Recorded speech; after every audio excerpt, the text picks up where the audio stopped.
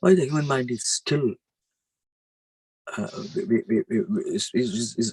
mind is wavering, as you know.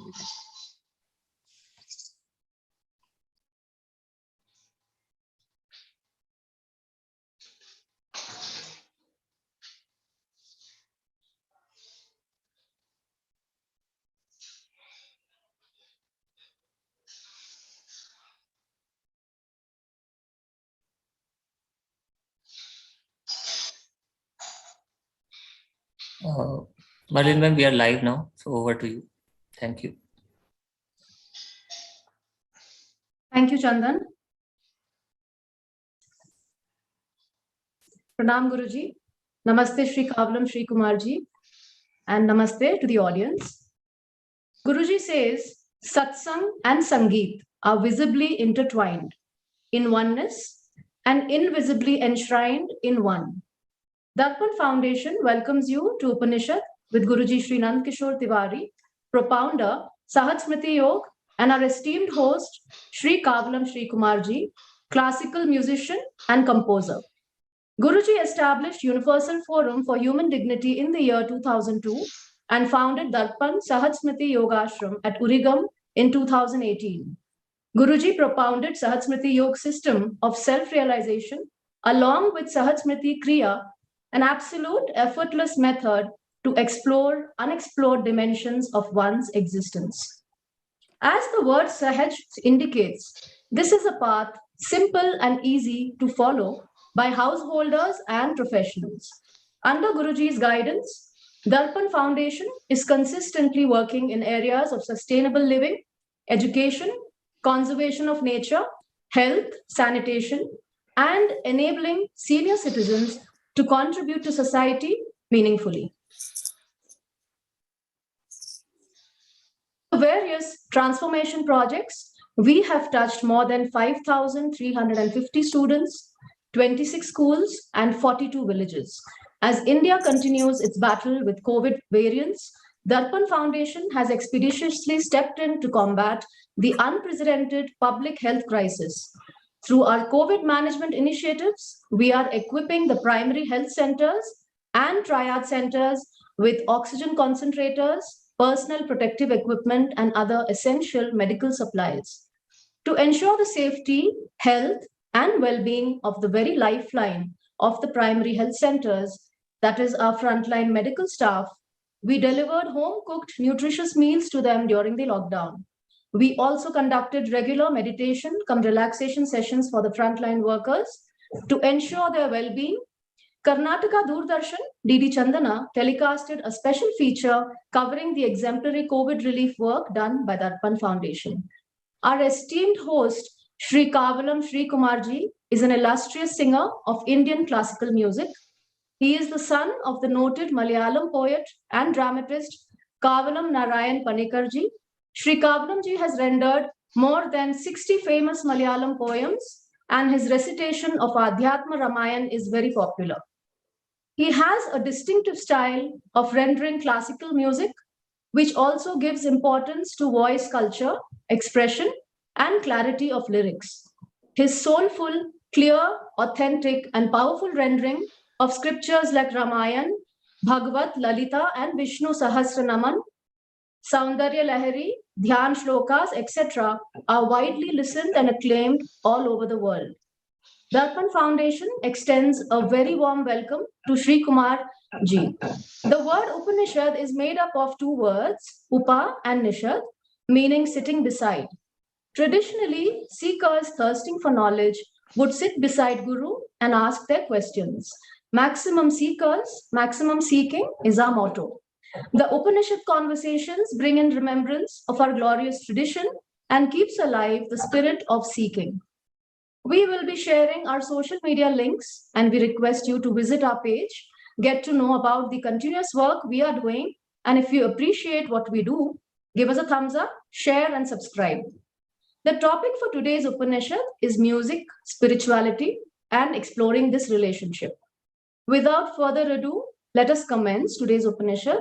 I request the audience to disable the video and mute the audio so that we can listen to this Upanishad without interruptions.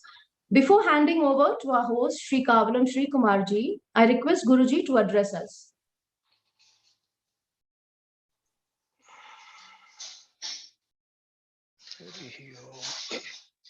यदा ते मोहकलिलं बुद्धिरव्यतितरस्यति तदा गन्तासि निर्वेदं श्रोतव्यस्य श्रुतस्य च श्रुतिभिः प्रतिपन्ना ते यदा स्थायस्ति निश्चला समाधावचला बुद्धिस्तदा योगं वाप्स्यसि.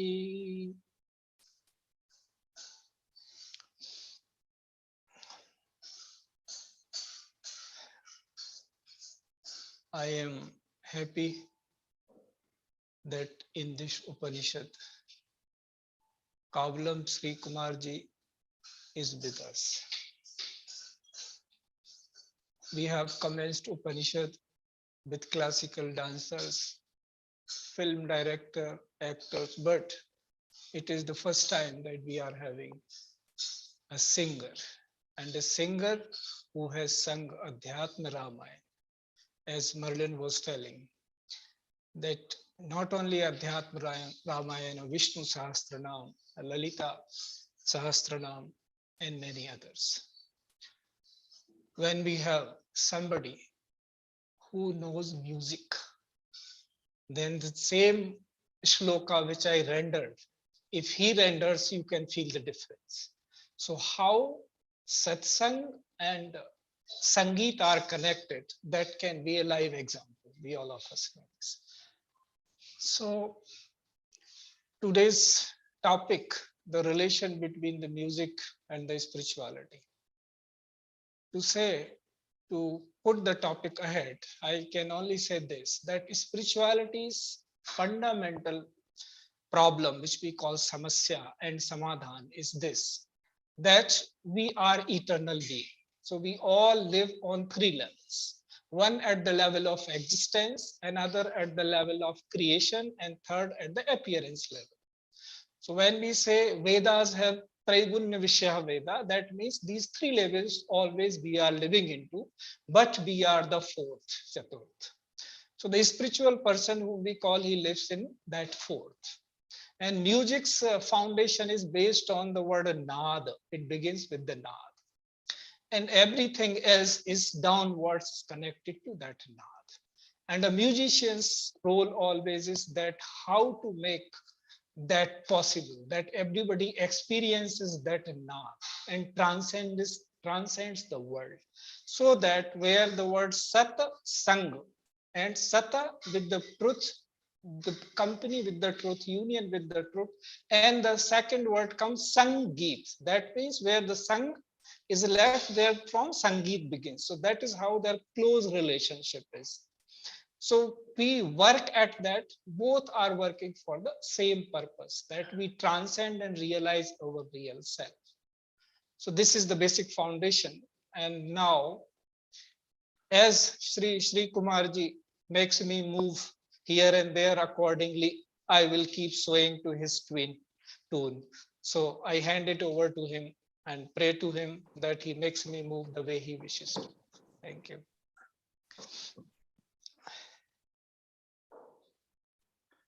Thank you, Dhanyavad, Guruji. Guruji. Dhanyavad, Guruji. I now hand over the session to Shri Kavalam Srikumar ji. Om Purnamada Purnamidam Purnat Purnamudachyate Purnasya Purnamadaya Purnamevavashishyate.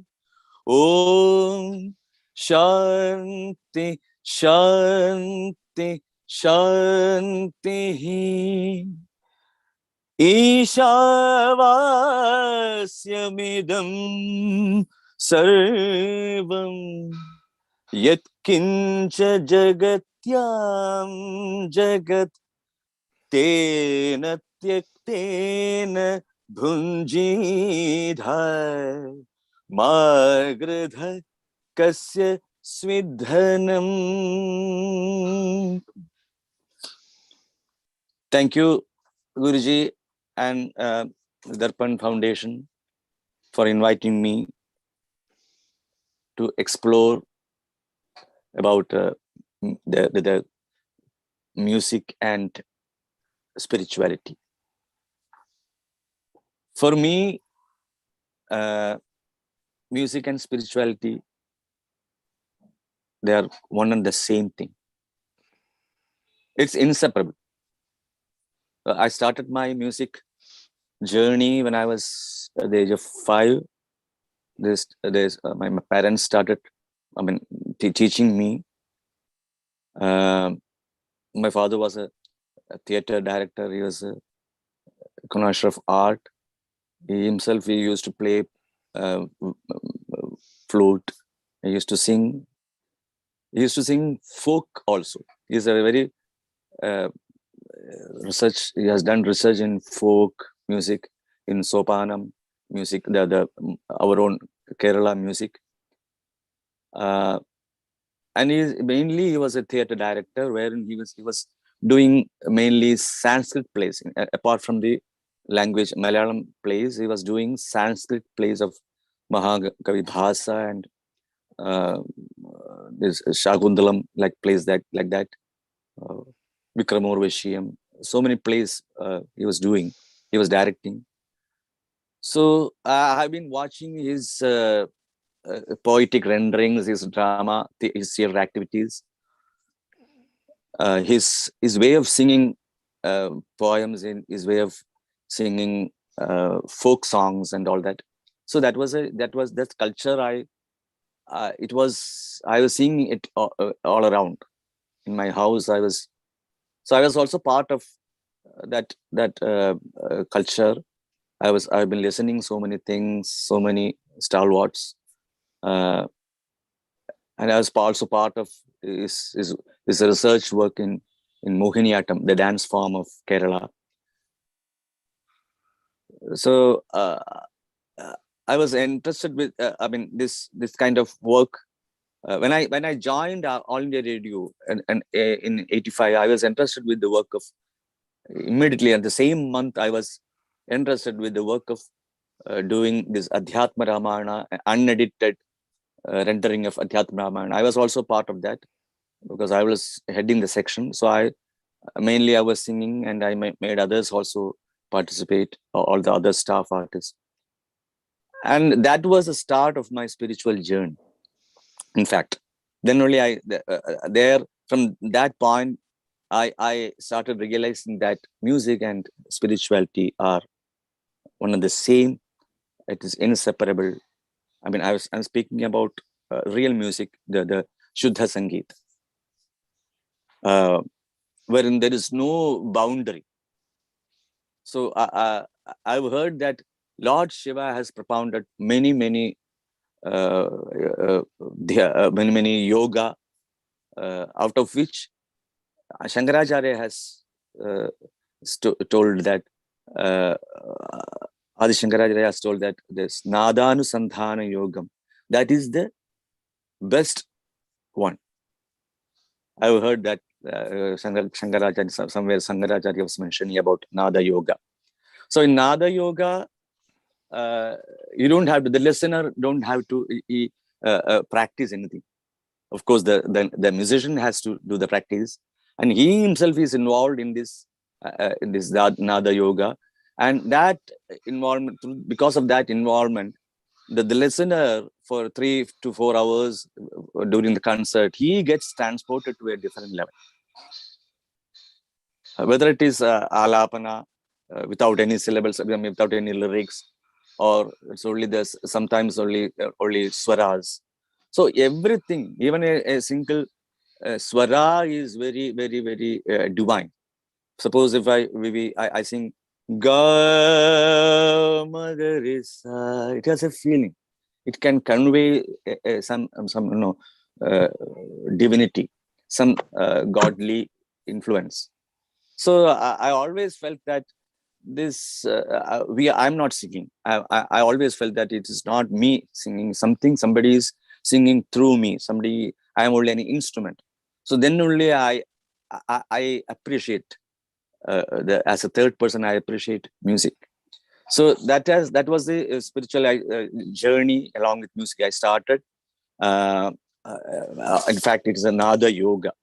So just Guruji, just wanted to because present day condition, we should also always relate to the present, the human mind, the wavering mind of human of people, present day people.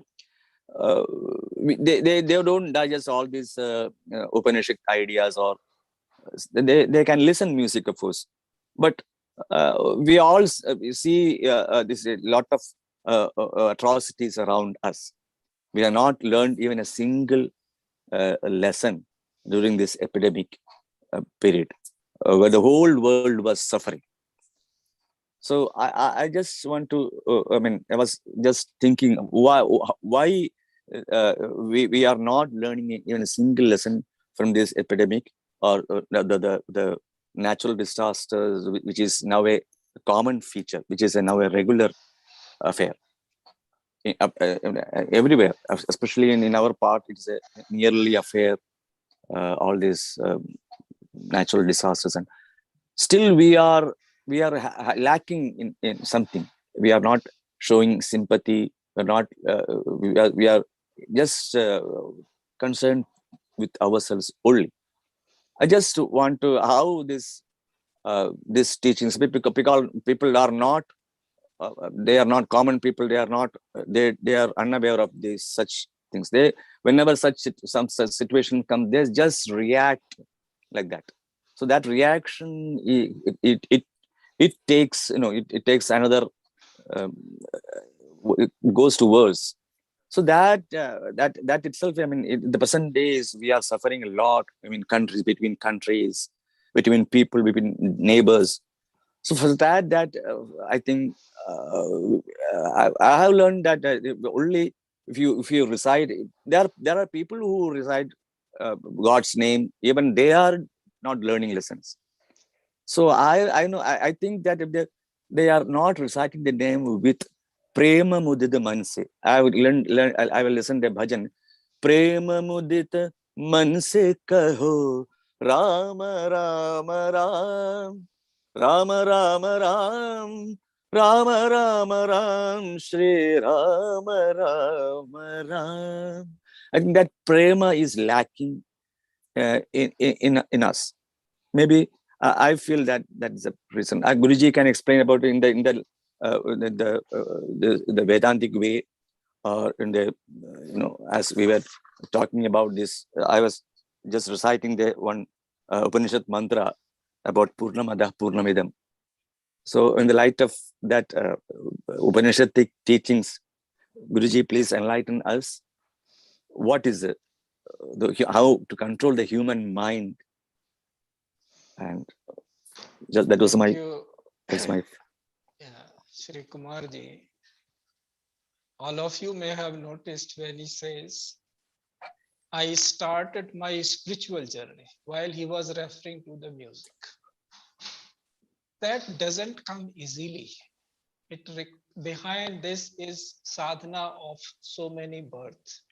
It doesn't come just like that you begin to feel that you are not the singer. It is called, Sant Kabir put it into the ulat basi, he said, when the flute starts playing you. So if the ultimate starts singing through you, that means that you have become sadhak. That only that humility comes. So people to that level to reach, that is why our knowledge says, spiritual knowledge says, that if we have transcended to that state of happiness, prem mudita man, as he says. See, in Sahaj Smriti Yoga, we say love is the first stage. Then second is dharma. Then third is truth. Then fourth is non-violence, where this anahat nad comes, where we say anahat, that it is not ahat, non-violent. And the last is, of course, eternity, the sanatana. So if we have not transcended ourselves, then we cannot respond. So there requires to learn it something that how to control mind. We have to unlearn many things which are unnecessary, which we call impressions. So that unlearning becomes difficult when ego is at play, that I am somebody, I am something. Then you cannot respond. Then that presence through you cannot come and cannot get distributed to all. So that sharing doesn't come. And that is when we say that why people are not learning despite seeing through pandemic now, unfortunately, that how unpredictable life is.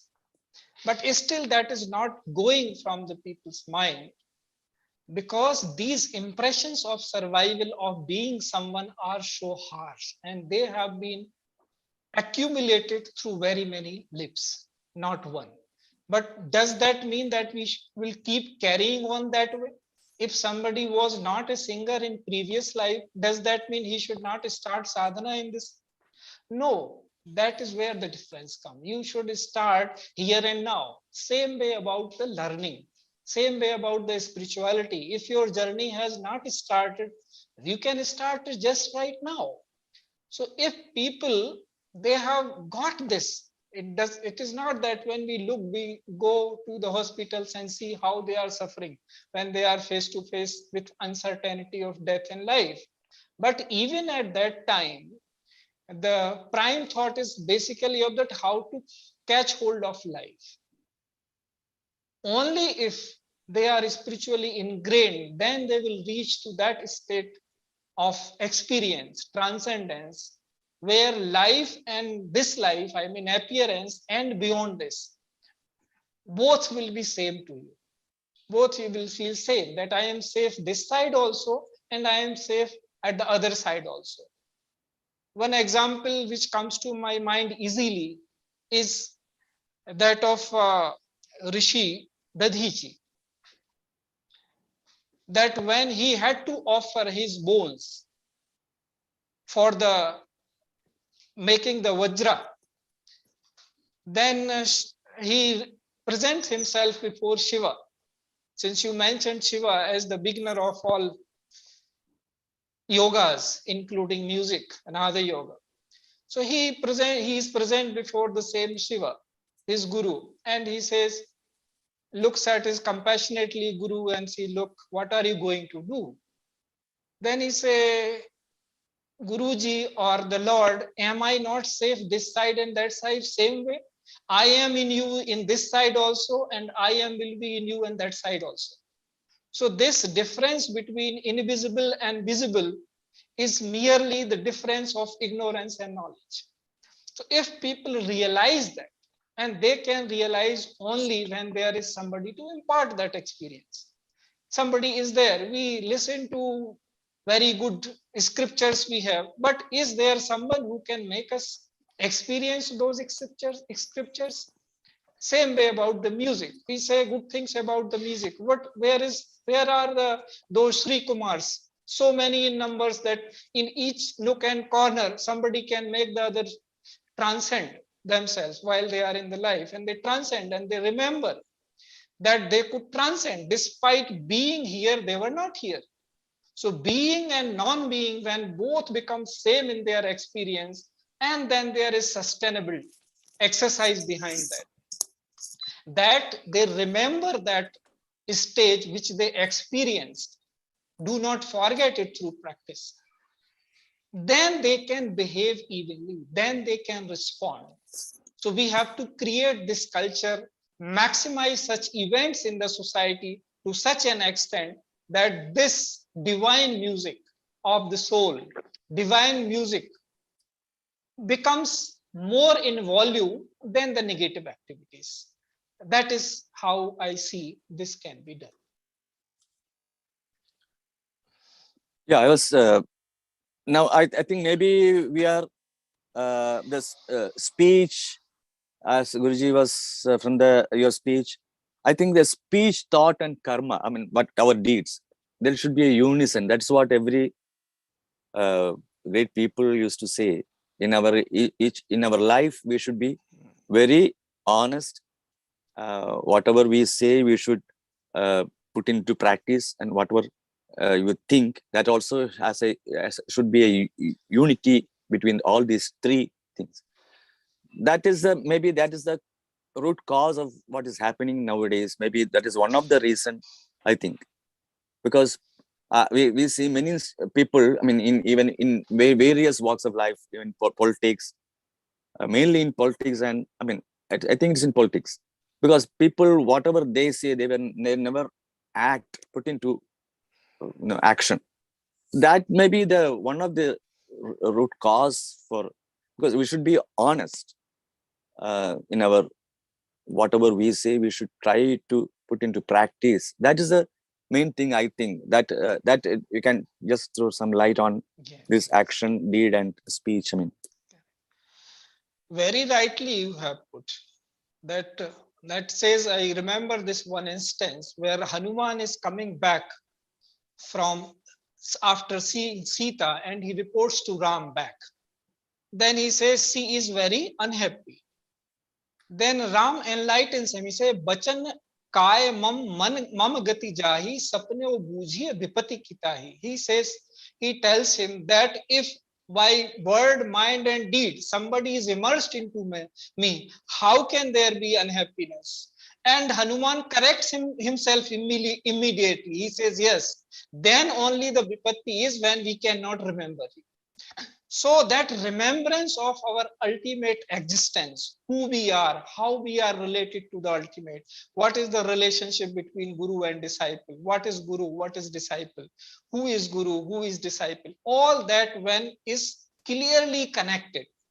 So even in today's life, why we cite this Ramayana and Mahabharata, so that to make it clear that what sentiments and experiences were there, those experiences and sentiments, because of our being human, are here and now. Only you have to look properly, right way at it. It is not that something happened thousands years back, you cannot have the same experience now.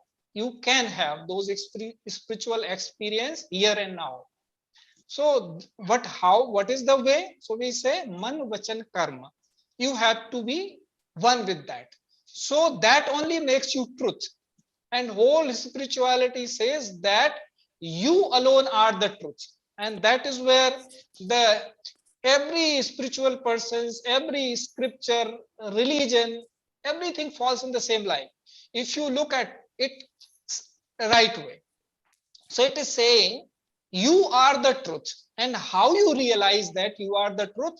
When whatever you are doing through your behavior, whatever it is, that is true for you, then there will be you will be insulated from the untruths.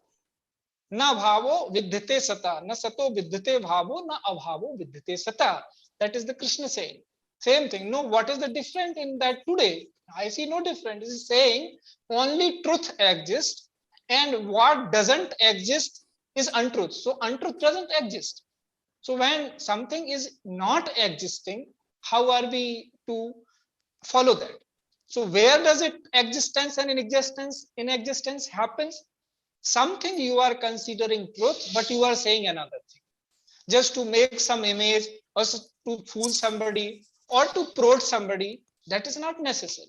Whatever you are knowing is truth for you. If you are telling that to others and you are doing that only, then you are already liberated. You are already in that situation, in that position. So you will always feel fulfilled. So this is beginning, and this is end also, I say, because ultimately whole life you keep doing this only. You speak truth. This is satyam vad dharmam char. That means if you speak the truth, automatically in your action, when it is there, then you are doing dharma only. So they all will fall in one line. There is so much unison in all. Only when we are explaining, we have to say different words. Otherwise, there is no need. The same thing is karma, the same thing is dharma, the same thing is love. Everything is in total oneness. But where is it making difference? in our own consciousness, because we have not reached to that purified state where the sloka I read, this is Tatagantasi Nirveda. When you go beyond that, Veda means whatever you are knowing, beyond the knowing, you reach to the unknown, and then you listen to the other side of the Nad. Then there the reality. So the way is always through this, through all the religions. I am again saying, through all the saints, there is no other way for human being than being one in one's word, mind, and deed. So long as there is discrepancy between the three, there is journey. Once that discrepancy is over, then eternity, movement, presence, everything becomes one.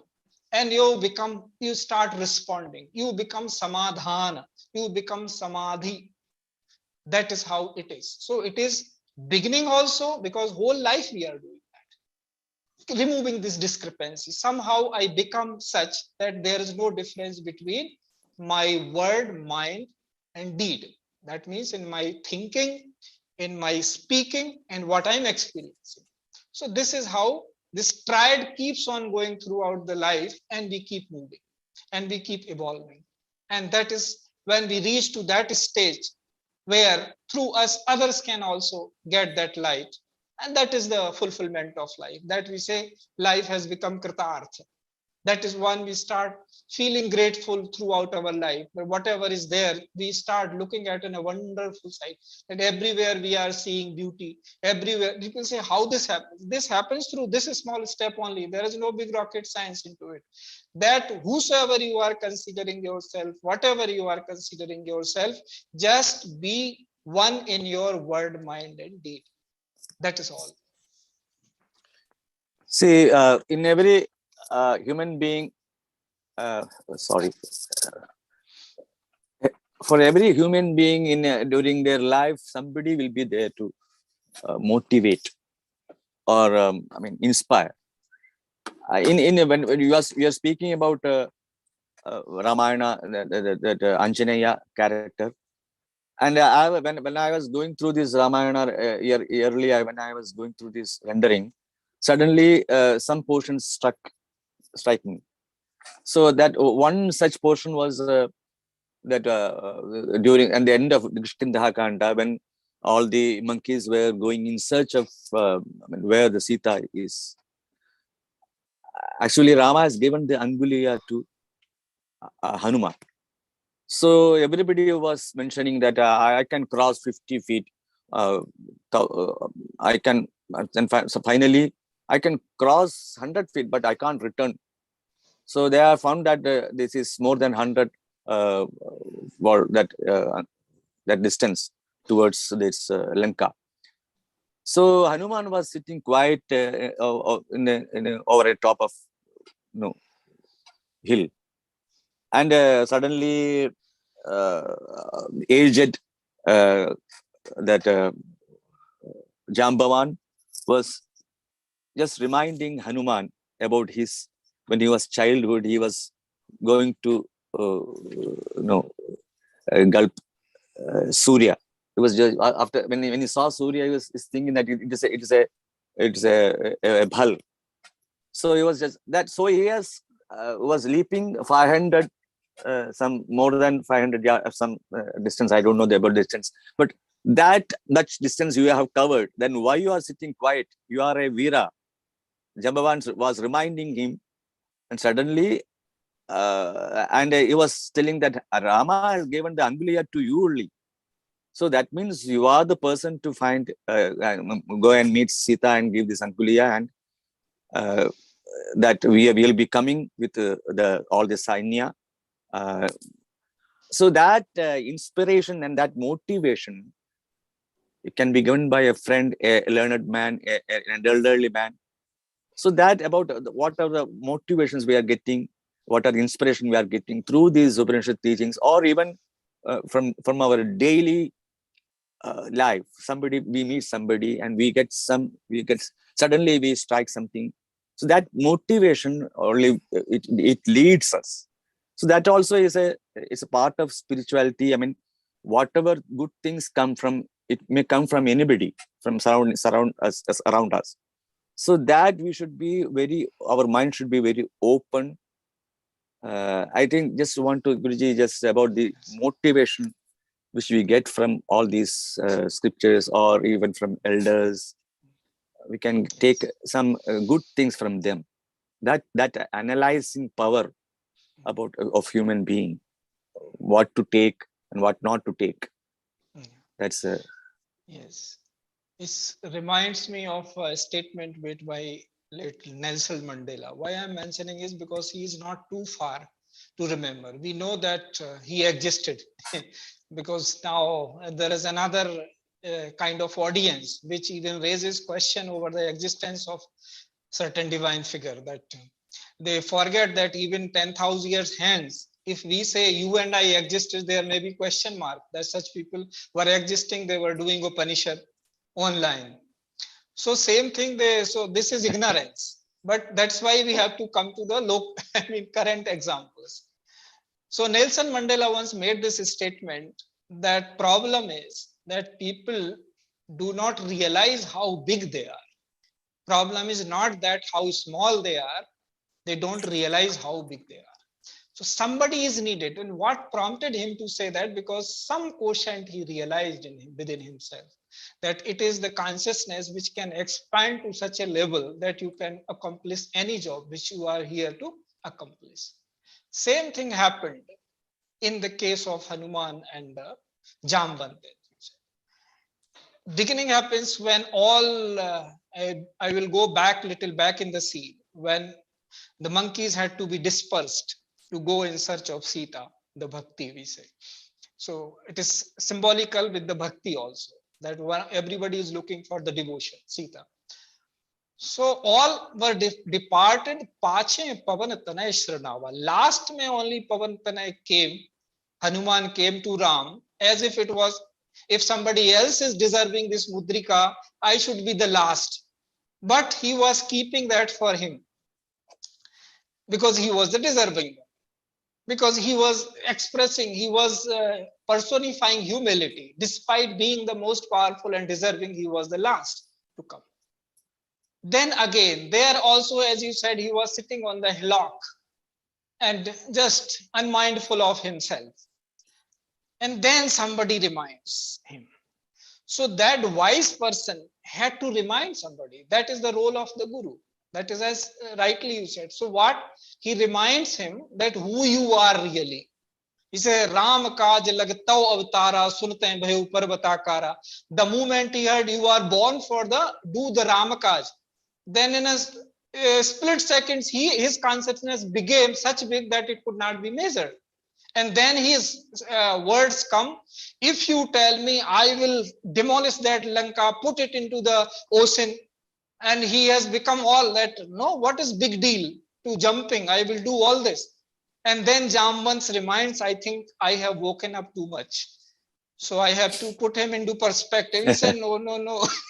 This big something you leave to Ram in his mind. You just have to go there and see her. Bas, this much only is your work. Go and see her and report back. So that is the difference.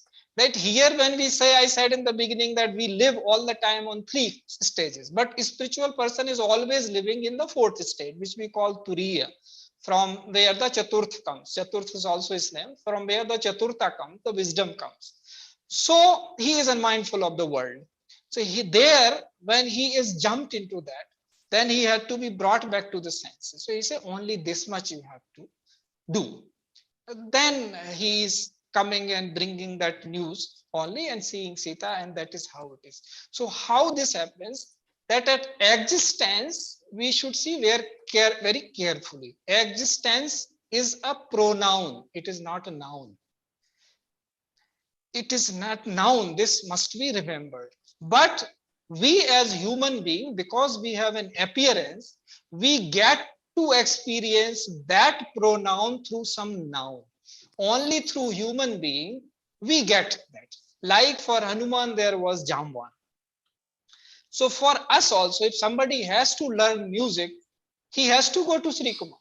He has to go to find somebody that this is the person who represent me, that ultimate, that not. From this only things will come to me.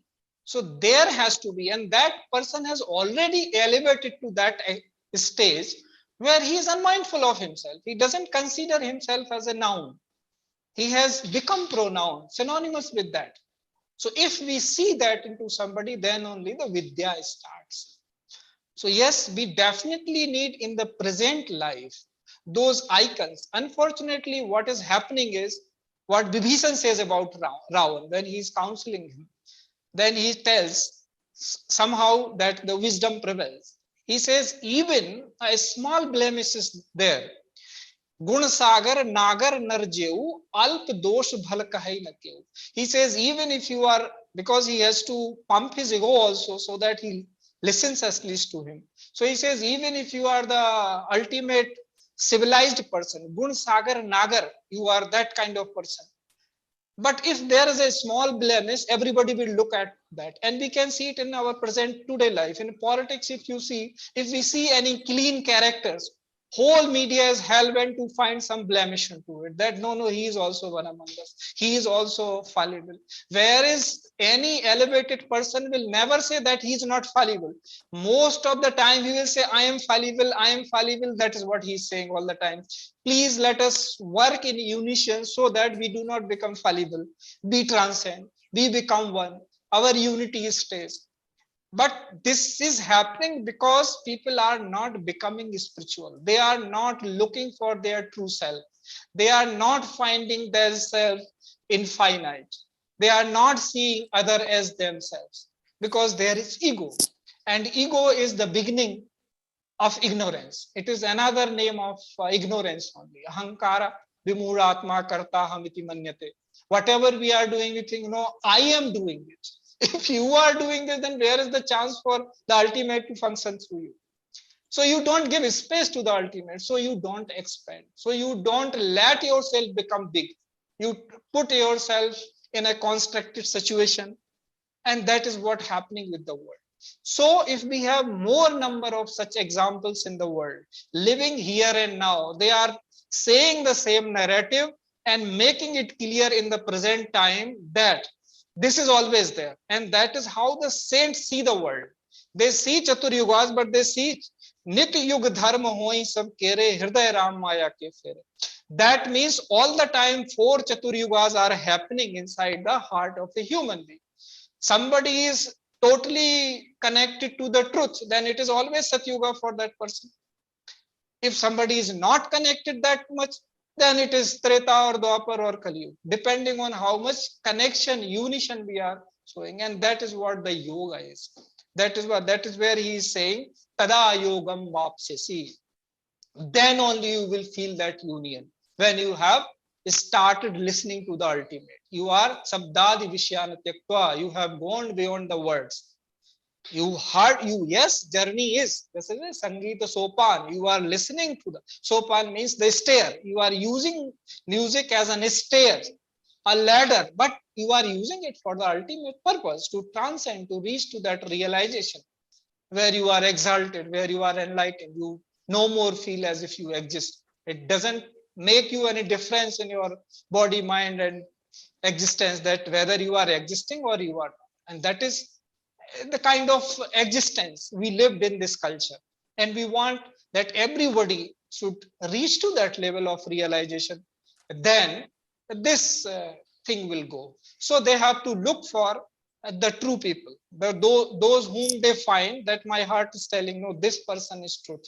They should go there, make effort, and evolve themselves. So we should, in the current world, we should find role models so that we understand and experience that Ramayana and Mahabharata are equally true because there is somebody in the present life upholding those values. If that is not there, then that becomes a story. So on whom the onus falls? It is on us who are living here and now. Are we upholding those values? If we ourselves are not upholding, what right we have got to tell that, no, you should uphold, I will not. So that is where the crux is lying, that we have to see our limitations in certain situations, we behave, that also those situations we should apply onto the others. There should be no double standards. And then we say, yes, when you become such, then you transcend, then you find role model. So it is very important, as you said, because this is the whole problem, that if you, whatever the persons who are esteemed in the society, the way they are behaving, knowingly and unknowingly, others start copying and doing that kind of behavior. So if you have made false role models, then falsity begins in you.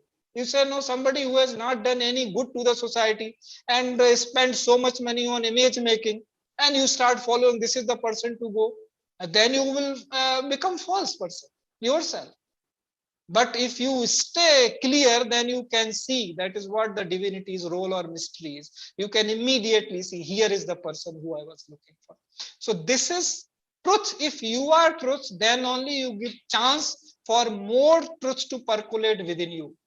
If you yourself are not that, you have lost this chance. So we have to make such a society where more and more people are one in their word, mind, and deed. And then is the role, there is the role of role models. So it is very apt, very correct when you say that somebody needs to be there who knowingly, unknowingly anchors our life. But this is the difference. So this living Guru Parampara says, no, those values are being lived here and now. Then only our trust on scripture will be there. Otherwise, it will not be, because that confusion will come into the mind. Oh, maybe at that time this was possible. Now I am a Kaliyugi Jeev. What can I do?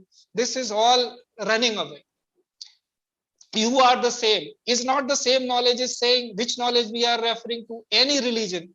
If you take Christianity, then also there they are saying, with God word was the word and word was the God. Krishna is very clearly saying that when was that time when you were not there, these kings were not there, and I was not there.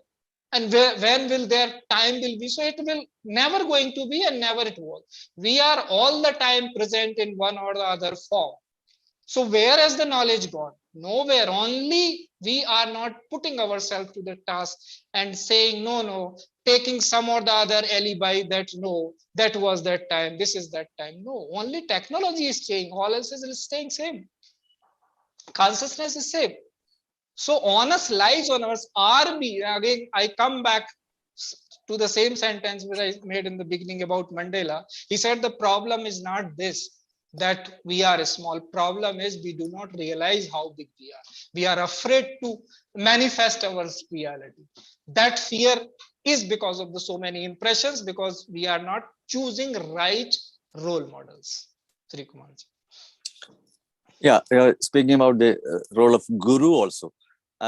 Guru Brahma, Guru Vishnu, Guru Devo Maheshwara, Guru Sakshat Param Brahma, Tasmai Shri Gurave Namah. Guru and teacher, as we know, it is different. They have different roles. Guru is the ultimate. In Bharatiya Sankalpa, we have Guru. See, many stage performance, I have felt the presence of that Guru. It can be our God, it can be our preceptor who has taught me the music lessons, all the Gurus. And all the Gurus who have said good things, we have read them. So those are, because as you know, in our daily life, there is a saying, you start early and reach safely. That in a spiritual path also, if you start good things at the right age, at the early age, you will reach very safely, and we travel very smoothly. That's what I have learned about this. When you are mentioning about the sopana, the steps which lead to the sanctum sanctorum. That sopana, we have a music called sopana sangeeta.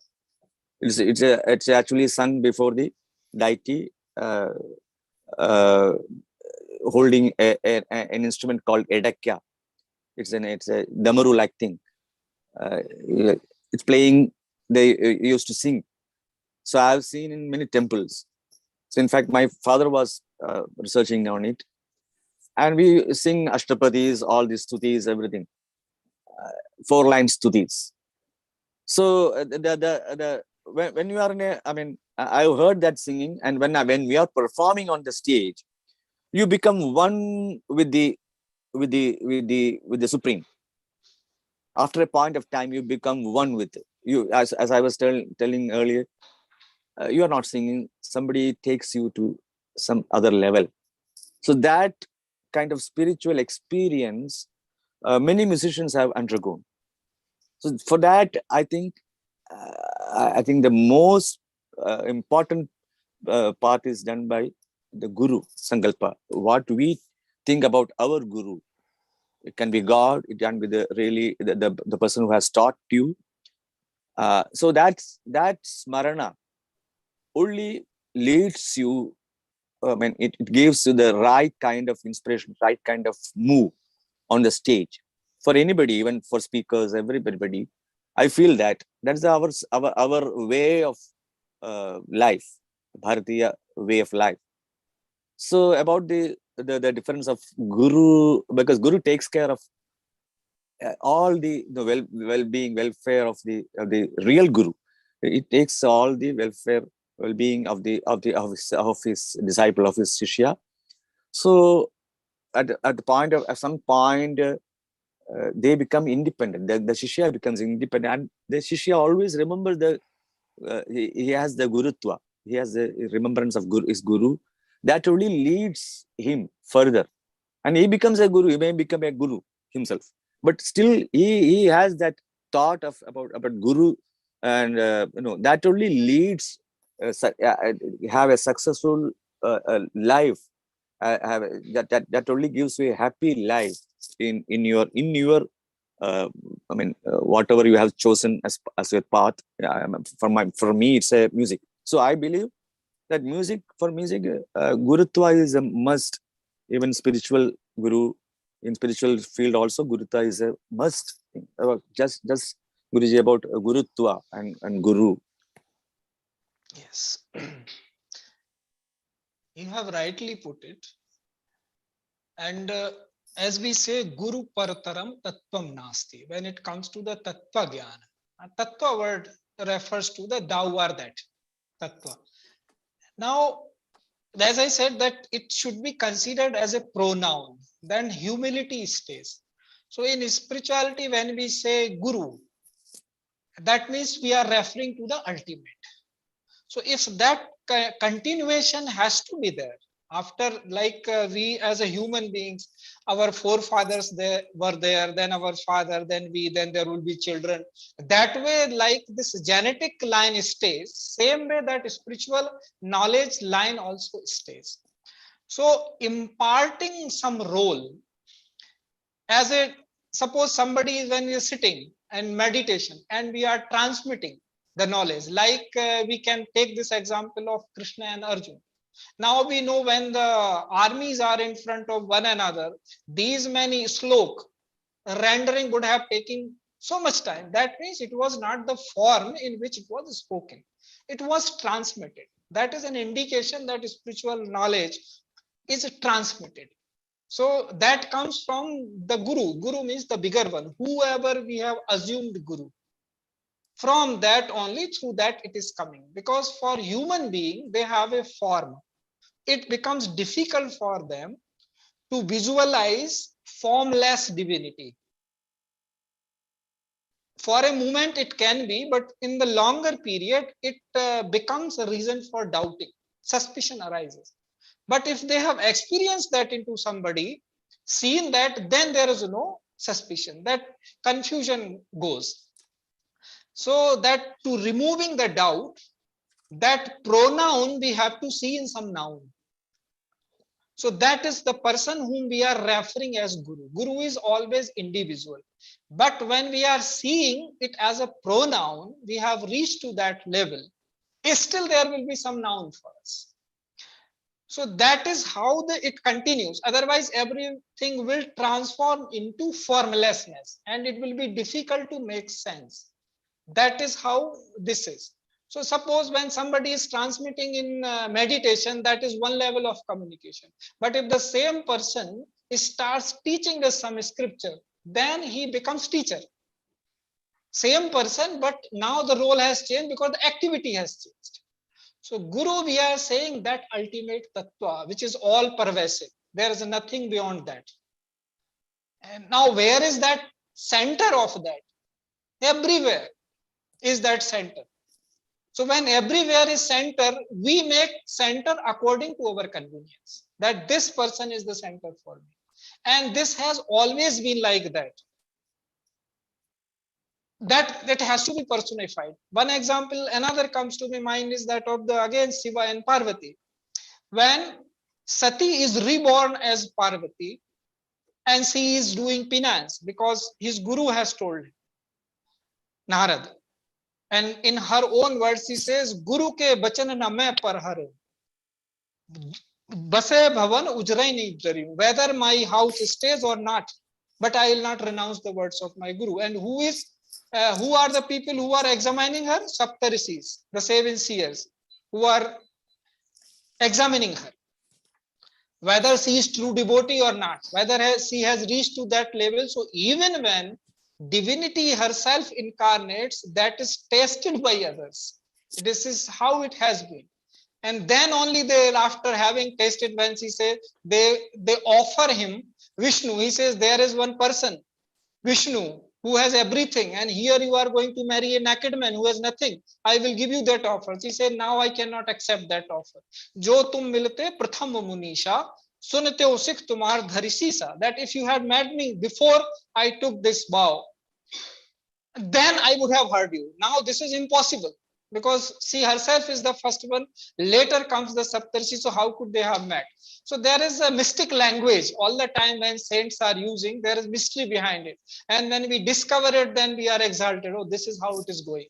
So there also I'm saying that as a human, she also had to undergo as an examination. Then she said, no, I will not renounce. Now to he is the only one with whom I am going. And even she goes to that extent, even Mahadev himself says, I will not listen to him, I will listen to Narad. So that tradition she herself has put, whom we call Jagat Mata. So this is how it is importance of the Guru is. Now Saptarshis are very talented and known people at that time, period of time. But she is saying, so what if you are established and well, but my Guru says this. So she is seeing in one person that Guru, not all the Saptarshis. It is not that sometimes Saptarshi is my Guru, sometimes that is spiritual Guru is always one, whomsoever we are seeing that. Because otherwise we will get, that is what we say, Surti Pratipanna Yada Asthasti Nistala. Otherwise, whatever you are listening, you will get here and there. But somebody can transport you to that level of consciousness where you stop seeing the words and start realizing the Shruti. You go to the Nirveda Avastha. So that is possible when you have Astha in one place. So Guru is always one. Others teachers are many. So that is a role. So same person may play like we are husband, we are child, we are parents, we are so many things. But the person who is there is only one, playing so many roles. So in spirituality, because this is in this life and beyond also, all the spiritual teachers realize that. So they say the same thing. There is no difference between their word, mind, and deed. They are saying, no, this is how it is, that you are always with me. You don't remember, I remember. So when we are going that way, then we reaches to that. This is the difference between teacher and Guru. This is the difference between this pronoun and noun things. Because we are apparent being, without seeing that into some apparent being, journey doesn't complete. Some kind of doubt stays. And when will that raise head, we don't know. So until we see in somebody, then doubt goes that no, this is possible, this happens here and now. So that is the relevance of that is why it is called Sanatana Guru Parampara, eternal Guru disciple relationship. And that is the meaning that we are Laghu, and whom we consider Guru, he is Guru. So we are always in him at the level of consciousness, at the level of realization. Though we may have started playing the role, as you said, someday our children has to become father and mother. But does it mean that they will stop saying their parents?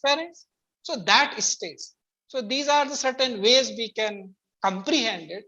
And through our experience only, we reach to that stage where we realize what is truth behind everything, why Guru is so necessary. Because we say Guru Parataram Tattvam Nasti. There is nothing. All the saints have some way or the other indicated magnanimity, importance of Guru more than the God whom they are looking for. There is no exception who says no, God is greater than Guru in Sanatan Guru Parampara. All are saying that this is how it is. It is whether they are Vedic or Avedic, both. I mean, says they are atheist or saints have been of both the kinds.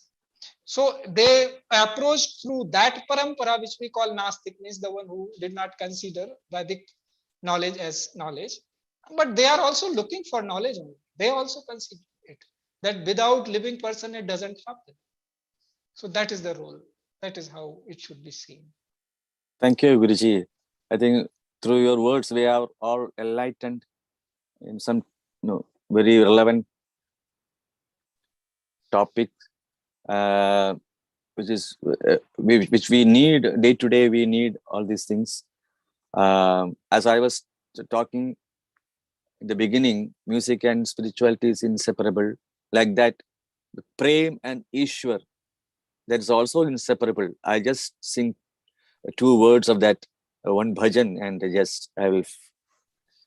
Prem Ishwar hai, Ishwar prem hai, Prem Ishwar hai, Ishwar prem hai, हर धड़कन में साई समाए, ईश्वर प्रेम है। राम रहीम कृष्ण करीम ज़ौराष्ट्र, यीशु नानक कोई भी नाम जपो रे, मनवा ईश्वर प्रेम है, प्रेम ईश्वर है, ईश्वर प्रेम है.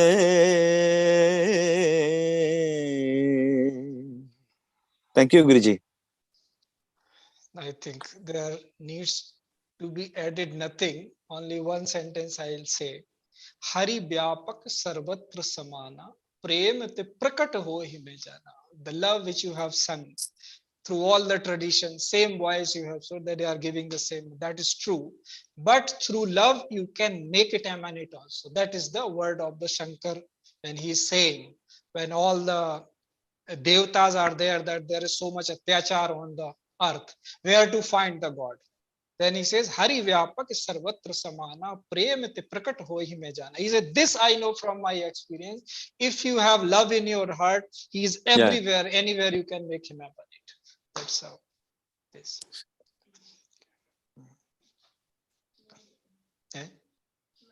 Yes. Questions. So we shall move into a question and answer session now. We have a lot of questions from the audience. The first question is for Guruji. Why does music stir emotions and affect the human psyche? Does emotional reaction to music fluctuate in intensity? See, as I said, we are spun is the word, spun, that means vibration. Maximum the science has come to know, because I have to speak in the modern vocabulary. So maximum science has come to know that says that we are vibrations. The whole creation is a vibration. And here we say nad in music's language, that the same vibration is a nad. Only difference is that we always see that it is divine, it is divinity, it is not only material vibration. That is where the difference is. So you are made of that vibrations. The very life's existence is that vibration. So when somebody is touching it, non-violent way, anahat way, then you feel moving towards that, because that is your original home. That is what we are saying, that all the time there is seeking within. We are not giving it a chance. We always want to go back to our home. Where from? Some say because of the irony of fate, some say no, because of the willingness we came here, and all are true. Some because of the karma, when the existence is there, our creation, then we say this is the destiny, that we had to undergo all this. Some who has willingly taken the birth, they say this is the opportunity that I have come here to do my contribution. So this differs for it. But when it comes to the music, because you are composed of the same vibration, divine vibration, so when somebody with his sadhana or her sadhana touches that, so because of that, environment is created, your particles start moving, they feel like going there, so you transcend. So your psyche becomes smooth, your emotion becomes smooth, and that is how the yoga is defined. That if you do not have bhava, then you do not have bhavana. When you do not have bhavana, you do not have peace. When you do not have peace, you cannot have sukha. But this sukh is that transcendental sukh. Unfortunately, people are using music for such thing also, where they should not use. What can be done? So if this is the goal is always kept, and those who are sadhak of that goal, that spiritual purpose, that aim, ultimate aim, they make us transcend. So because we are made of that, so we are moving towards ourselves. That is why our psyche is smoother. That is why we feel transported with the music. Because as I say, Sat Sang, Sat truth you are, the company is sung, and that sung geet, that you are going with that union. Now you are two, so you have to sing. And if you are singing, then you become one.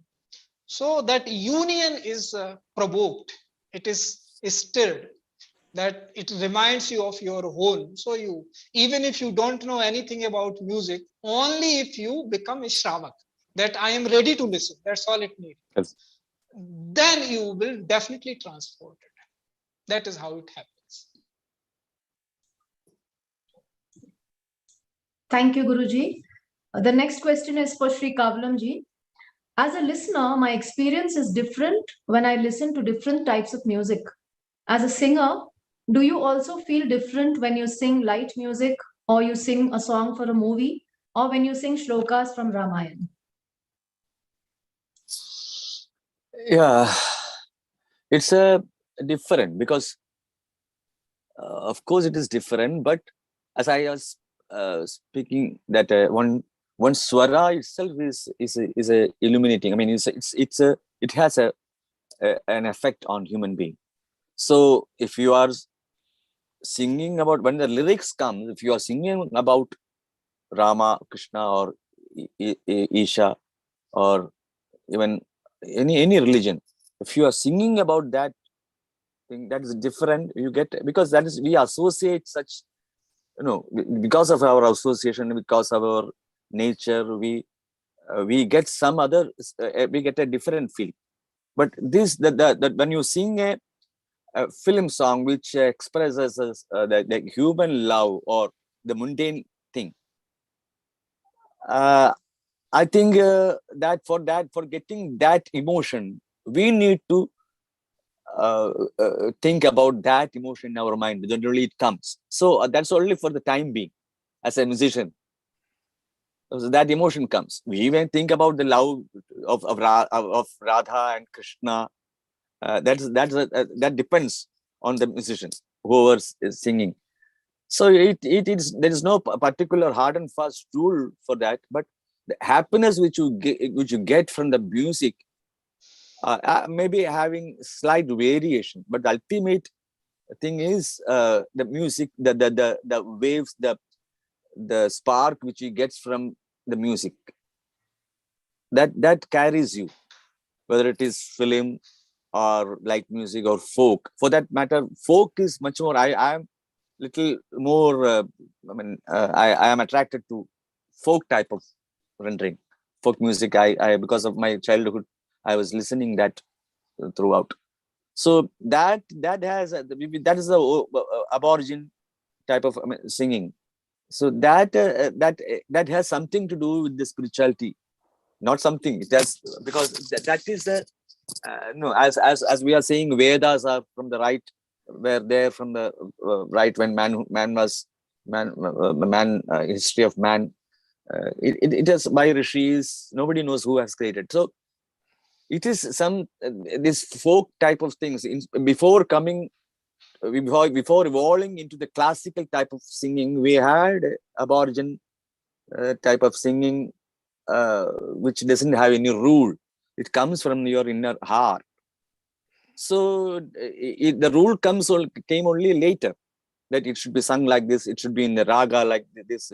All these stipulations came later, but you were singing to your heart. So I think as a musician, I am happy with anything connected with music, but we have some personal choices also, that's why we are doing sadhana. We are doing sadhana in our real music. Then only we can sing a light or film music, whatever is there.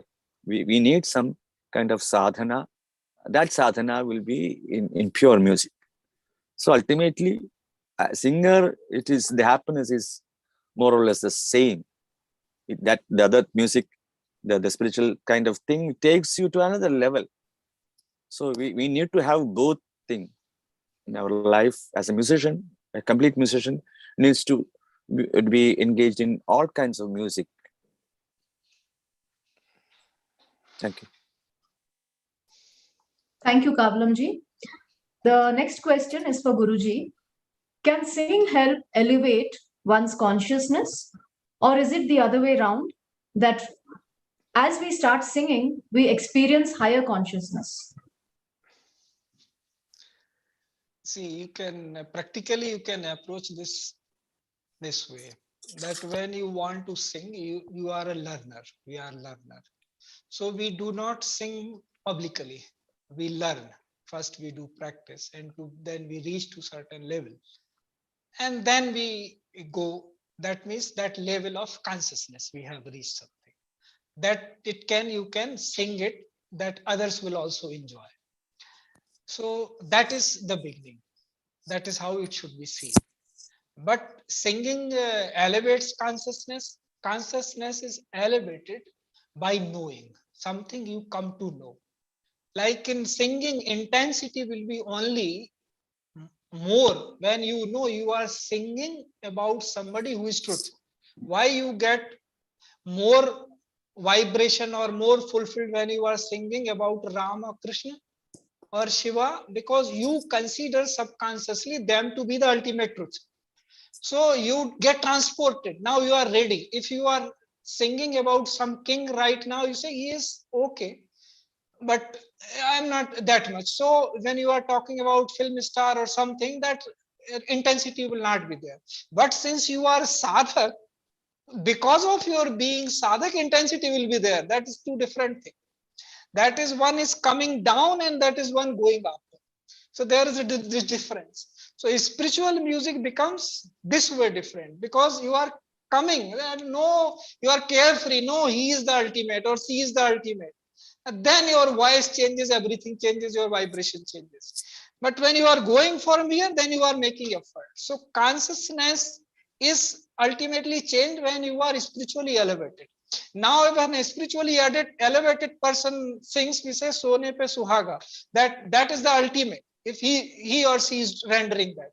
Otherwise, every saint poet has written something or the other. That means even begin with the Ramayana, it comes into a meter.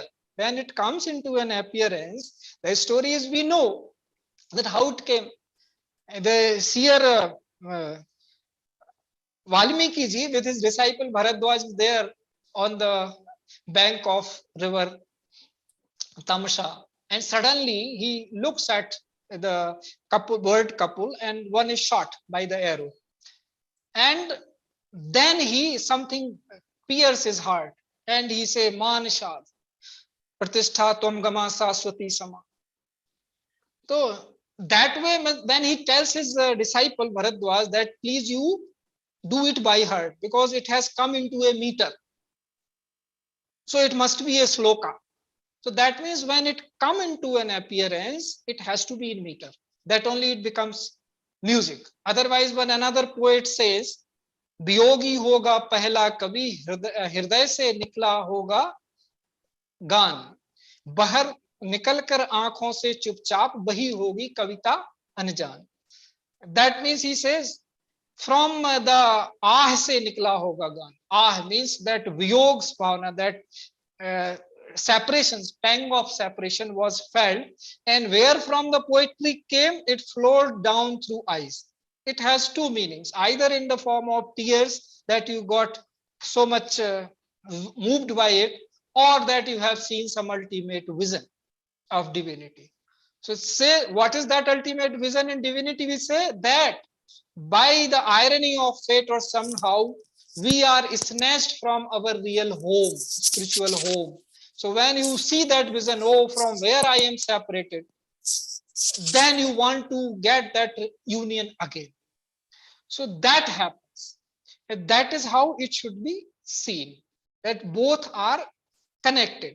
But it is the way it goes, that we have to be clear about it, that how music is, how it is related to the ultimate truth. Thank you, Guruji. The next question is for Shri. A form of entertainment now? If yes, is there a need to change this? And what can we do to change this? Can you repeat the question? I didn't hear in the beginning. Sure, Carmen. The question is, do you feel that singing has become mostly a form of entertainment now? If yes, is there a need to change this? And what can we do to change this? For the listeners are of many types. For a musician, it is the main purpose is not, I mean, he has to entertain people, but at the back of his thought, it is not only entertainment, it is a sadhana. As I was mentioning earlier, even if you are singing light music, it is only possible because of your sadhana in the real music. Only because of that, you are doing that daily. Only because of that, you are able to sing, able to make others happy. So basically, happiness is the one which you get from music. Even it's the word use entertainment. That is happiness only. So what is the ultimate thing you get from music? Happiness. That happiness. If you hear a film music, or as Guruji was telling, if it's about Shiva or Rama, which is we think as ultimate. The singer, as he was pointing out, the singer gets more elevated when singing such things, since the singer is all doing the sadhana. For those singers who are doing sadhana in their personal life, but for others, this may be this gives them happiness, as well as they'll be part of that entertainment process also. But ultimately, the entertainment, that word entertainment means to make one happy, the others happy. That happiness we can define in different ways only. That happiness, the level of happiness, it can be it can vary. That spiritual happiness or mundane happiness, that varies. So unless we cater to our mundane things, we can't go spiritual. That is also there. There is Vedas never say that we should not amass wealth. We should lead a proper, but that should be in proper way. We should have a decent way of living. We can get wealth, no problem. We should have a decent living. We should help people. So that also is there. So in music also, the happiness, we can define happiness in many ways. That one is the singing. I am singing, I am happy. I'm the more happy when I am singing. So when I sing daily 1 hour, 2 hours, or more than that, I never think of anything else except that music. So music makes you happy. It gives you happiness. It gives others also. That's the foremost thing. I mean, that's the best part of music, because it can make others happy. That happiness, when you start your life, and at the beginning, you may be approaching God for selfish reasons. So after a point of time, only you convert that selfishness into universal love.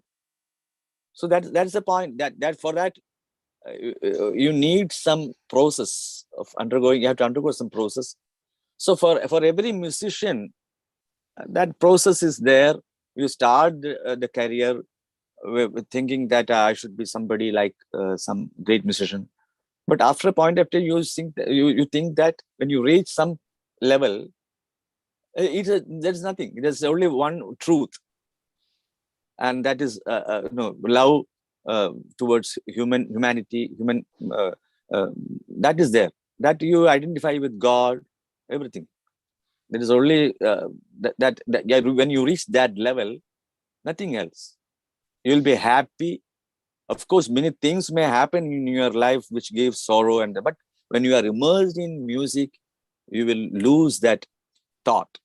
So it is just like a dhyana. Music is just like a dhyana.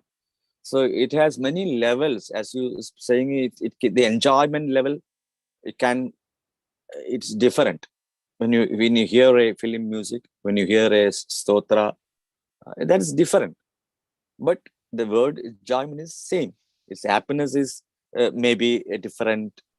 That when you think about Rama or Shiva, that happiness is different.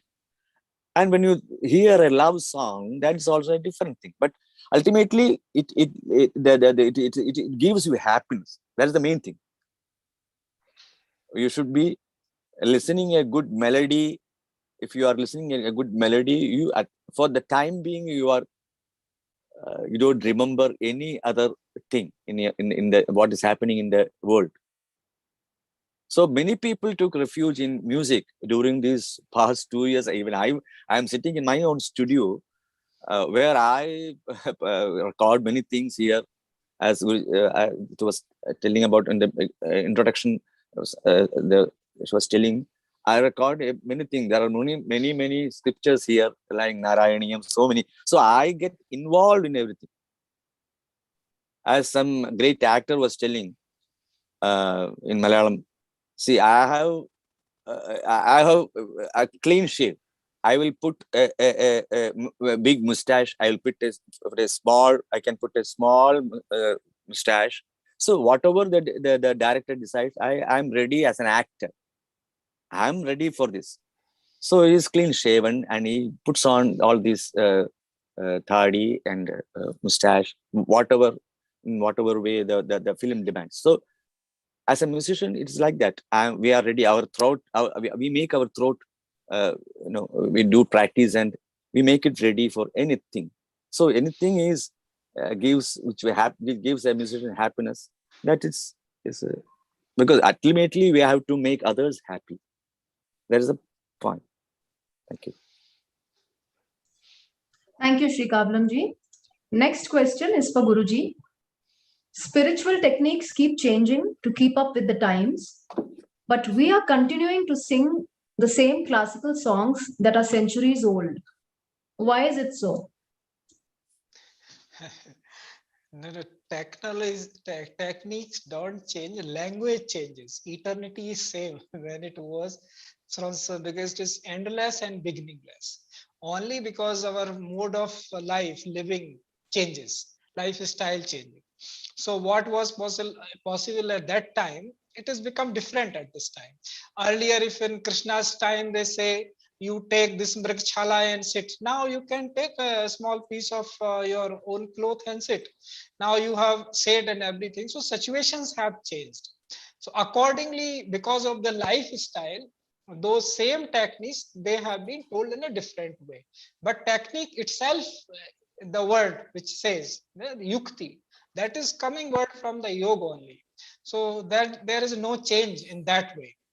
And as far as the singing, that why the same classical things we keep singing, when are you putting time value to that? If somebody is there, he can put time value on Ramayana also. Now they are counter narratives are coming. Somebody is saying it is 12,900 BC. Somebody says no, it is 3,105 BC.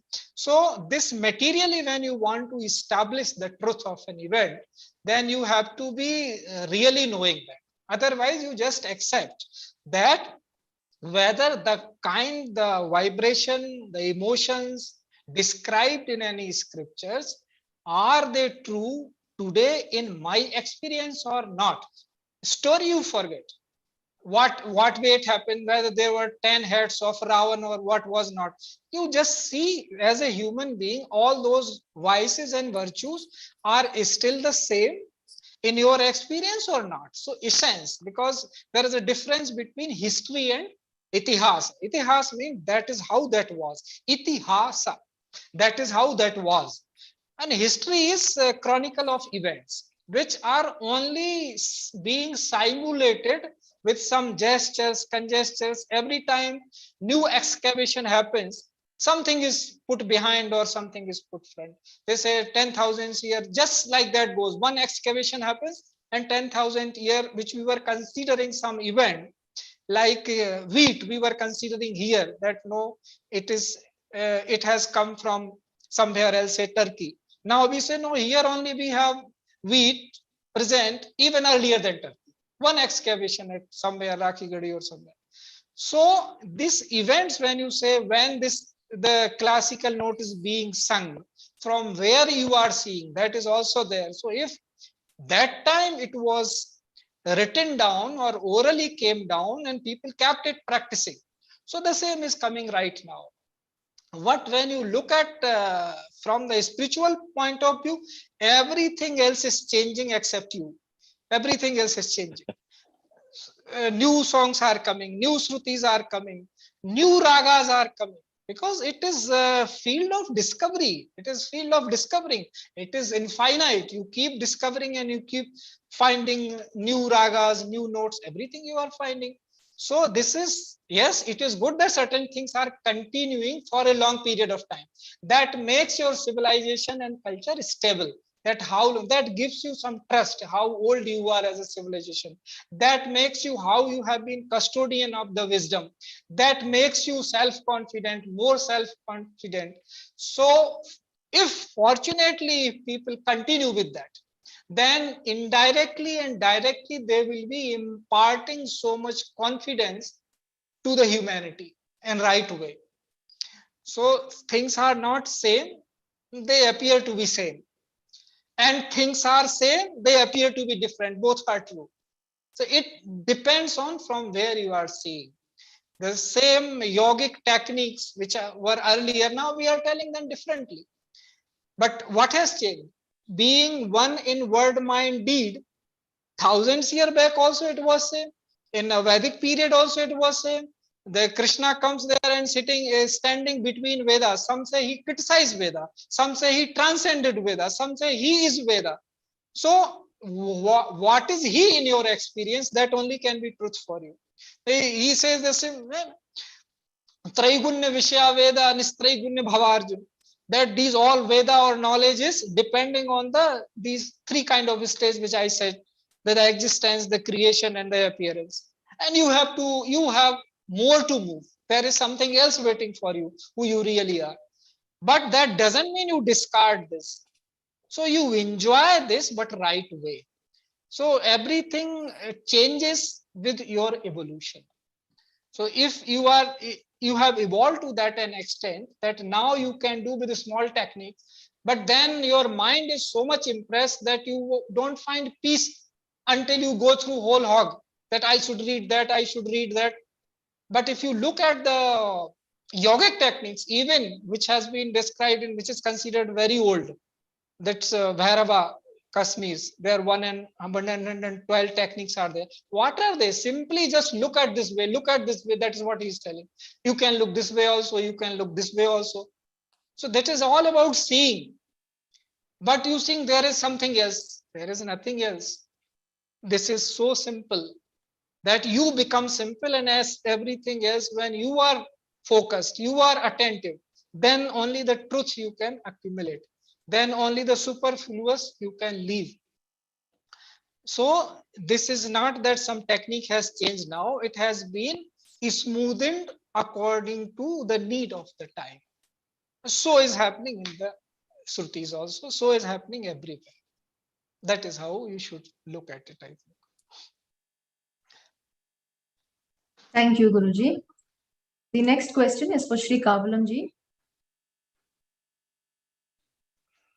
Will the effect of music within oneself differ if one does not know the language or meaning of a song?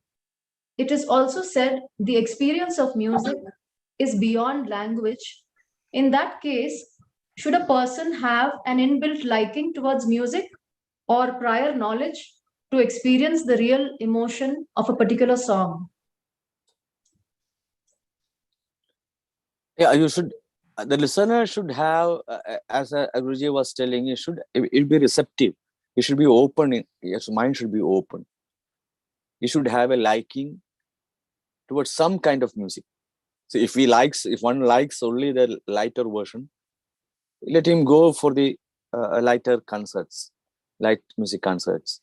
If one has as a slight inclination for this classical type of, some has some knowledge about the ragas, they will go for the real music concerts, where you get transported for the whole 3-4 hours. It will be a non-stop travel. The individual, one who's listening, they will have a non-stop dhyana type of effect. Whereas for the other concerts, for the light music concerts, there is a break in between. That continuity in between, you will have a commercial break in your mind. Whereas classical, it is a continuous process. See, I am an ardent listener of music. I use language is never a barrier for me. As for musician, I know little swara knowledge, and since I listen. For example, I used to listen to Rashid Khan in the Hindustani music. I found that his singing and the tampura and the shruti, they are both same. You can't separate the tampura, shruti, and him. His music goes very smoothly in that shruti, and you enjoy. You are in a different level as a listener. So where I'm not bothered about the lyrics of Hindi lyrics. I'm not quite aware of that the meaning of that. But as I was telling, one swara itself has a power. So a group of swaras forms, a raga, a melody, whatever you call. That has an impression on you. So for example, in childhood days, I used to listen but Dr. Balamurali Krishna and M.D. Ramanathan. Those were my favorite during my childhood. So I still remember one of Dr. Balamurali's concert in my Trivandrum, where I'm living.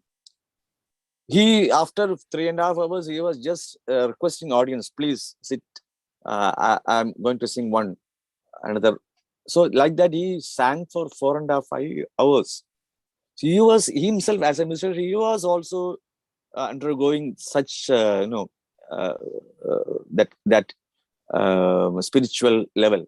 He was also, so as a listener, we are also getting that same level of happiness. So in fact, he was at that time he was singing a Kriti, I mean a Ragam Tanam Pallavi. It's a technical name. In Rag Amritavashini. Amritavashini is a raga which has an effect in nature, which can pour rain, which can bring rain. As in Hindustani Mekh Raga, Mekh Malar. Like that, we are having Amritavashini. So he literally, there was no rain during that period, and that time rain was there in the night about 10:30, 11 p.m. Rain came. So we were thrilled. And music has such power. He always says that music can music can kill a person. Bad music can kill a person. I mean, maybe he will be mentally, he will be down after listening some horrific sounds and apaswaras. So music has such power to elevate you yourself, whether it is a light music or of course people who doesn't know music, they can start only at the elementary level of listening to film music. Then they can, if they move up, then that there is a thing, as Guruji was telling previously, that the music was never like this before 350 years. The classical music was never like this. So it got an evolution. It evolved in this form because of many stalwarts who was dealing in, he was prevalent in music world. Like Tyagaraja he never want to sing for kings. The king who ruled that time, he sent for Tyagaraja, and I asked him to sing at the court, but he never went. He was singing only on Rama. He was happy with that. He never wanted money. Raja Maharaja offered money for singing him in the court. So he never accepted that. He was singing only for Rama. So that kind of musicians we had, and we now sing for money also. So that evolution is there. So we have to accept the fact that music gets evolved in the present form.